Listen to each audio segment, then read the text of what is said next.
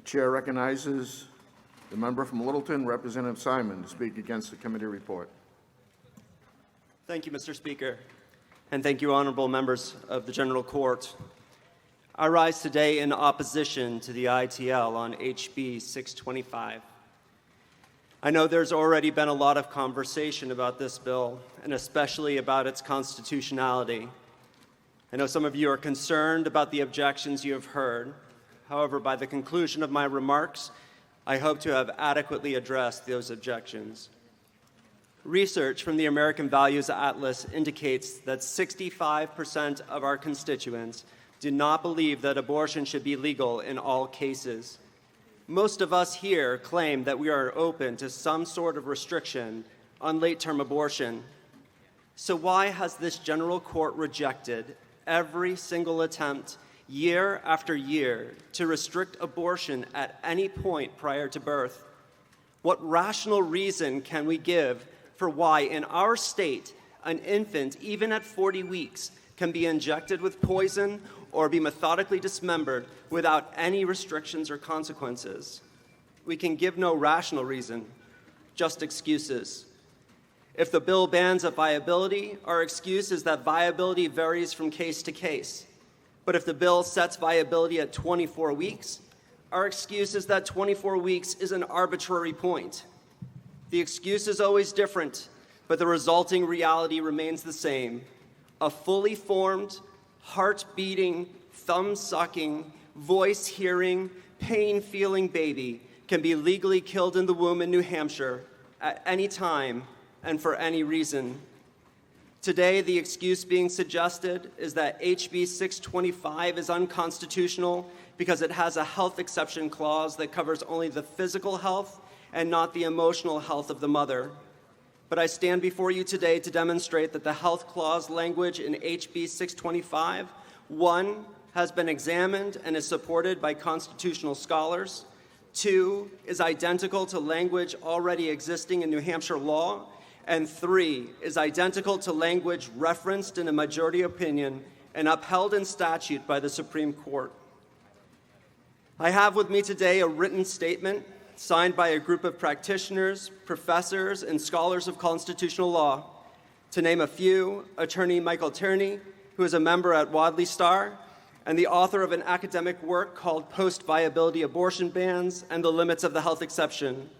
Scott Fitzgibbon, who is a law professor at Boston College with a JD from Harvard, and by Richard Stith, who received his JD and PhD from Yale and is a professor of law at Valparaiso University.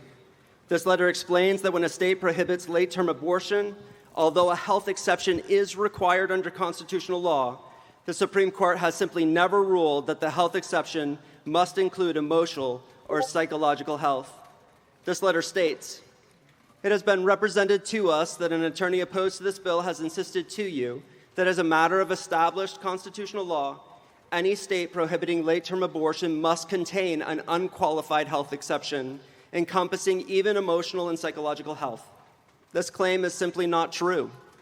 The Supreme Court has not held that federal constitutional law requires a post-viability abortion ban to contain an unqualified health exception, nor has the court ever held that the Constitution requires any mental health exception in a prohibition on post-viability abortion. We believe it is likely that an attorney who suggests otherwise is improperly conflating the Supreme Court's discussion of the word health as a matter of statutory interpretation with the health exception currently required by the United States Constitution under Roe v. Wade. The truth is that statutory and constitutional interpretation are far from the same thing. Additionally, the Supreme Court has consistently reiterated that although a woman has a constitutional right to obtain an abortion, the state has a legitimate interest in protecting fetal life from conception and may even prescribe, meaning to prohibit, abortion at viability. As the court stated in Gonzalez versus Carhart, these premises must coexist. The Constitution cannot logically require a health exception so broad that it consumes and nullifies the state's recognized interest in protecting fetal life. Of course, any legislation affecting an issue as contentious as abortion will always carry some risk of litigation. We believe the question should not be whether the risk of litigation is eliminated, but whether statutory language is responsible in light of established law. Our opinion is that New Hampshire may constitutionally and responsibly prohibit abortion and after 24 weeks gestation with a specifically defined exception for the mother's physical health. The testimony of these scholars that we do not need an emotional or mental health exception is supported by our own New Hampshire law. Although the Supreme Court is much stricter on abortion laws that apply before viability, like our own parental notification law, than on laws that apply after viability, such as HB 625, our parental notification law has no mental health exception. Established in 2011, it has stood for a decade and has never been overturned. The exact language of this health exception is in RSA 132.32, and I quote, "Serious risk of substantial and irreversible impairment of a major bodily function."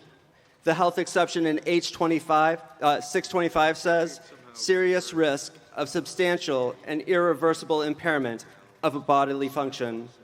Identical. The Supreme Court upheld a health exception that was brought to them in statute during the case of Planned Parenthood versus Casey. What language was upheld? Serious risk of substantial and irreversible impairment of a major bodily function. Again, identical language which contains no mental health exception as the bill in question. We have the testimony of highly qualified scholars, the precedent of our own statute, an acknowledgement of the Supreme Court that the language of our HB 625 health exception is well-founded.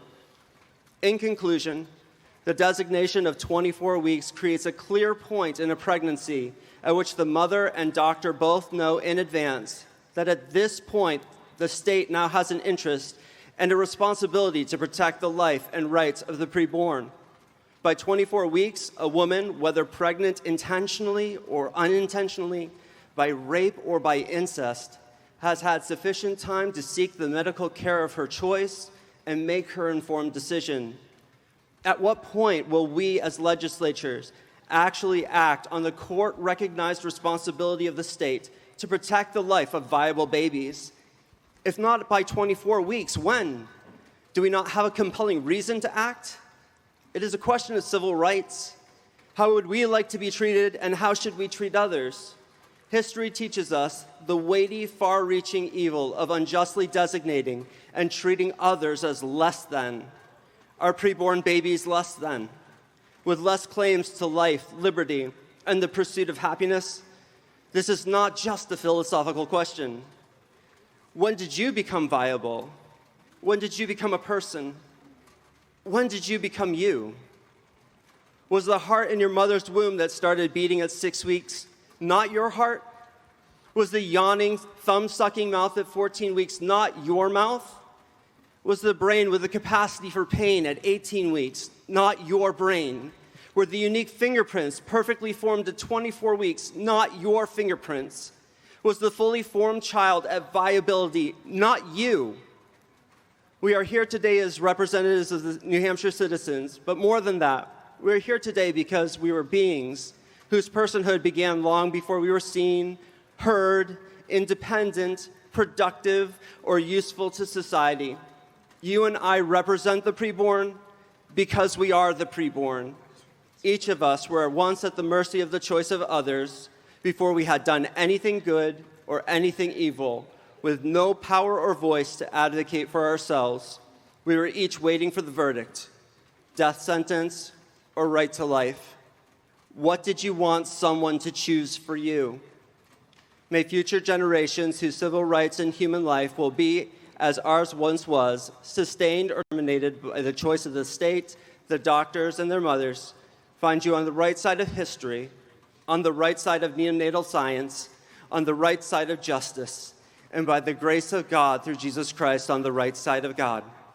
In the presence of God, who saw your unformed body in your mother's womb and brought you to your first born alive breath, I charge you today to support HB 625 by hitting the right button. Thank you. The House will be in order.